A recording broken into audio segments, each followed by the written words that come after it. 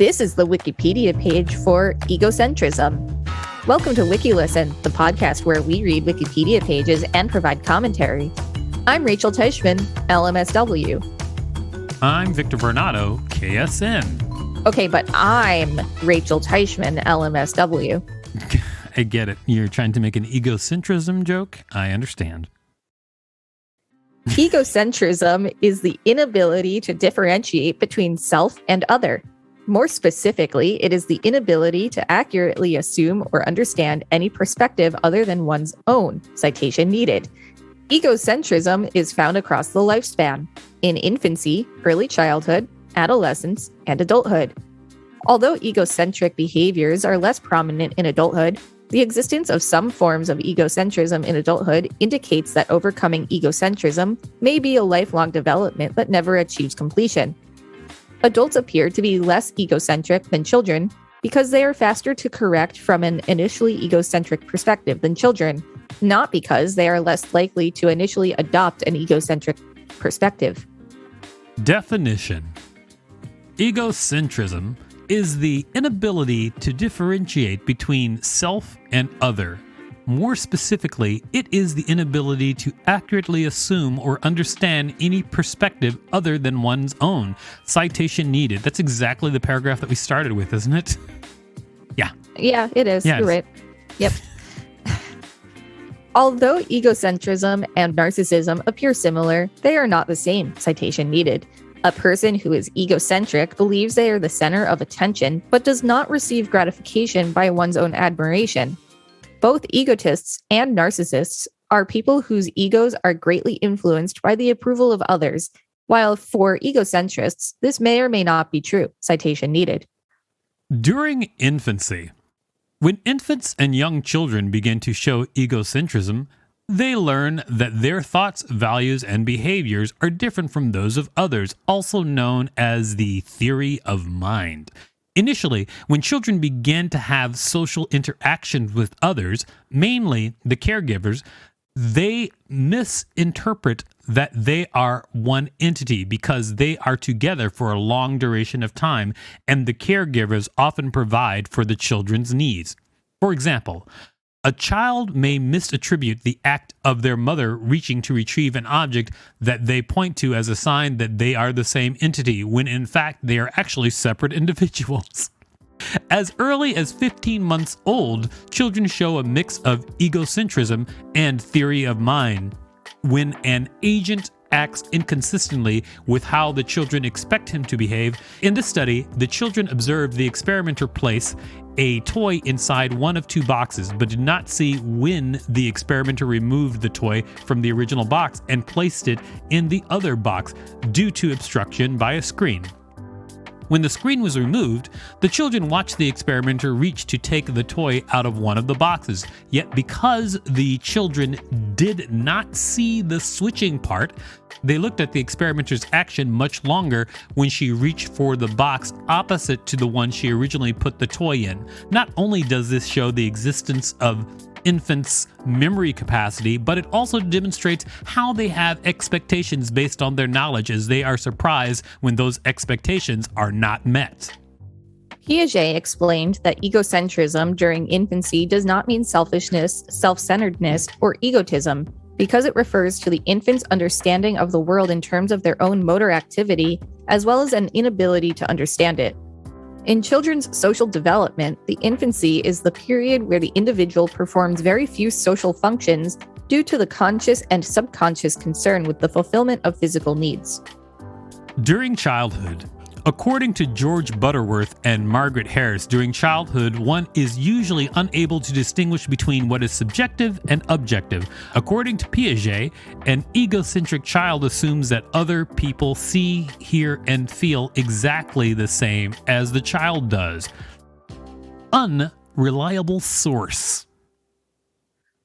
Jean Piaget, 1896 to 1980, developed a theory about the development of human intelligence, describing the stages of cognitive development. He claimed that early childhood is the time of pre-operational thought, characterized by children's inability to process logical thought. According to Piaget, one of the main obstacles to logic that children possess includes centration, the tendency to focus on one aspect of a situation to the exclusion of others. A particular type of centration is egocentrism, literally self-centeredness. Piaget claimed that young children are egocentric, capable of contemplating the world only from their personal perspective. For example, a 3-year-old presented his mother a model truck as her birthday present. He had carefully wrapped the present and gave it to his mother with an expression that clearly showed he expected her to love it.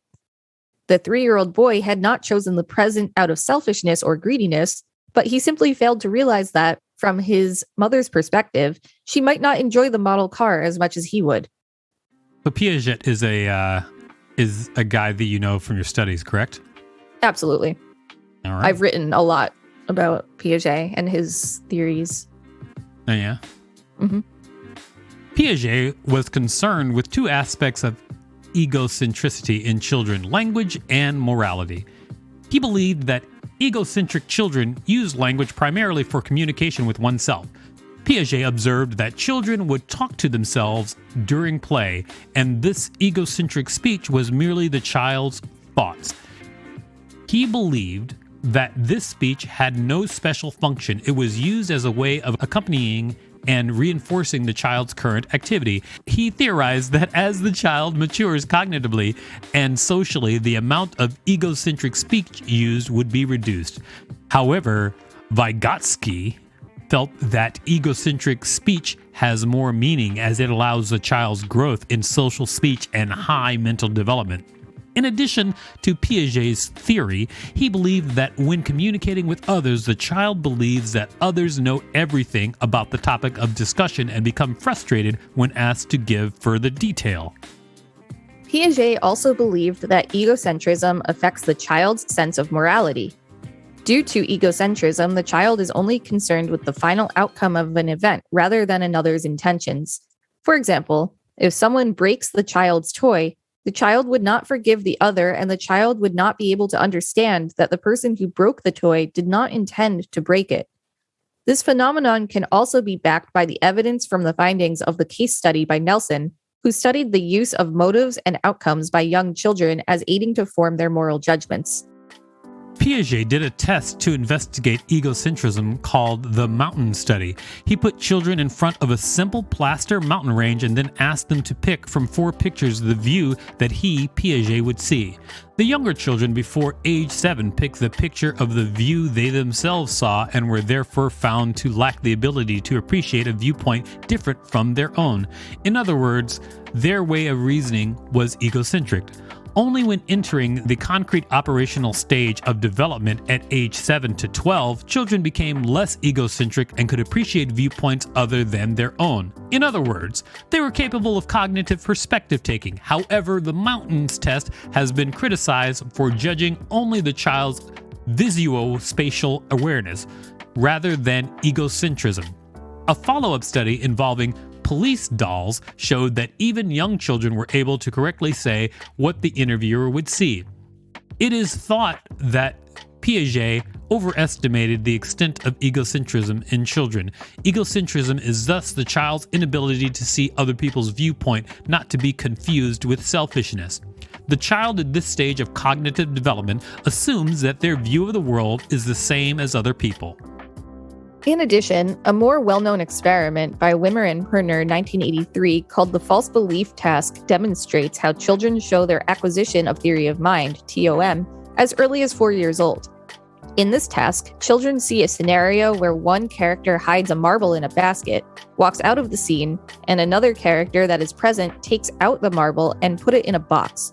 Knowing that the first character did not see the switching task, children were asked to predict where the first character would look to find the marble. The results show that children younger than 4 answer that the character would look inside the box because they have the superior knowledge of where the marble actually is. It shows egocentric thinking in early childhood because they thought that even if the character itself did not see the entire scenario, it has the same amount of knowledge as oneself and therefore should look inside the box to find the marble. As children start to acquire TOM, their ability to recognize and process others' beliefs and values overrides the natural tendency to be egocentric. I also think that's like a power control thing because young children don't have a lot of power and control. And so they seem smarter if they say that the character should look in the box. But that's my take on it. Who knows? I don't. During adolescence, further information, adolescent egocentrism. Although most of the research completed on the study of egocentrism is primarily focused on early childhood development, it has been found to also occur during adolescence. David Eckend was one of the first to discover the presence of egocentrism in adolescents and late adolescents. He argues, the young adolescent, because of the physiological metamorphosis he is undergoing, is primarily concerned with himself. Accordingly, since he fails to differentiate between what others are thinking about and his own mental preoccupations, he assumes that other people are obsessed with his behavior and appearance as he is himself. This shows that the adolescent is exhibiting egocentrism by struggling to distinguish whether or not in actuality others are as fond of them as they might think because their own thoughts are so prevalent. Adolescents consider themselves as unique, special, and much more socially significant than they actually are. Elkind also created terms to describe the egocentric behaviors exhibited by the adolescent population, such as what he calls an imaginary audience, the personal fable, and the invincibility fable. Usually, when an egocentric adolescent is experiencing an imaginary audience, it entails the belief that there is an audience captivated and constantly present to an extent of being overly interested about the egocentric individual. Personal fable refers to the idea that many teenagers believe their thoughts, feelings, and experiences are unique and more extreme than anyone else's. In the invincibility fable, the adolescent believes in the idea that he or she is immune to misfortune and cannot be harmed by things that might defeat a normal person. Egocentrism in adolescence is often viewed as a negative aspect of their thinking ability because adolescents become consumed with themselves and are unable to effectively function in society due to their skewed version of reality and cynicism. That's a little extreme. There are various reasons as to why adolescents experience egocentrism. Adolescents are often faced with new social environments, for example, starting secondary school, which require the adolescent to protect the self, which may lead to egocentrism. Development of the adolescent's identity may lead to the individual experiencing high levels of uniqueness, which subsequently becomes egocentric. This manifests as the personal fable. Parental rejection may lead to the adolescents experiencing high levels of self-consciousness, which can lead to egocentrism. Gender differences have been found in the way egocentrism manifests. Transient self, as defined by Elkind and Bowen in 1979, refers to impermanent image of self that is mainly relative to one-time behaviors and temporary appearance, and adolescent females have a higher tendency to consider themselves to be different from others and tend to be more self-conscious in situations that involve momentary embarrassments, e.g., going to a party with a bad haircut, than their male peers. Another study conducted by Goossens and Byers, 1992, using similar measuring instruments, found that boys have stronger beliefs that they are unique, invulnerable, and sometimes omnipotent, which are typical characteristics of personal fable. This again exemplifies the idea that egocentrism is present in even late adolescence. See, I think the gender thing is just a cultural, social thing and not like a biological rule, but you know. Yeah, it's great information. I don't know what you mean by that. Anyway, results from other studies have come to the conclusion that egocentrism does not present itself in some of the same patterns as it was found originally. More recent studies have found that egocentrism is prevalent in later years of development, unlike Piaget's original findings that suggested that egocentrism is only present in early childhood development. Egocentrism is especially dominant in early adolescence, particularly when adolescents encounter new environments such as a new school or a new peer group. In addition, throughout adolescence, egocentrism contributes to the development of self-identity.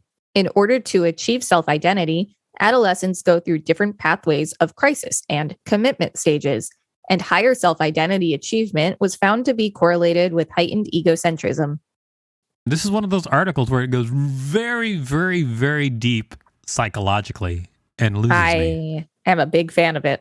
I know, you are an LMSW, but I'm a KSN. I'm different. During adulthood, the prevalence of egocentrism in the individual has been found to decrease between the ages of 15 and 16. However, adults are also susceptible to be egocentric or to have reactions or behaviors that can be categorized as egocentric. Frankenberger tested adolescents 14 to 18 years old and adults 20 through 89 on their levels of egocentrism and self-consciousness. It was found that egocentric tendencies had extended to early adulthood, and these tendencies were also present in the middle adult years. Barron and Hanna looked at 152 participants and tested to see how the presence of depression affected egocentrism.